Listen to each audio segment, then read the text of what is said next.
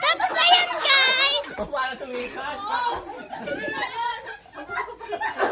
Ayan guys, nagkukuha sila ng pagkain namin kasi yan o, nakahelmet pa siya. Nagbabalot po kami, guys. Nagbabalot sila guys. Si mami ko. Tsaka si Bangus. Ayan guys, so ayan yung pagkain namin. Merong adobo.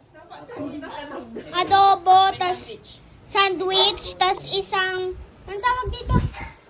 Noodles, tas bacon, ubus na kasi inubos nila. Tas kimchi, inubos nila, hindi nila ako tinirahan. Kanina ang dami-dami niyan. Ito yung kanin. Ano yun? Ayan yung kanin, ang unti na lang.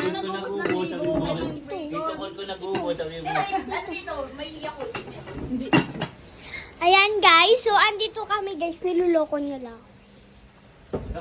Yan guys, ubos na rin to guys. Ubos na rin guys, ang daming ubos. Yun lang, bye-bye. Ang haba. Bye-bye. Ayan guys, nakakain lang sila guys. Hindi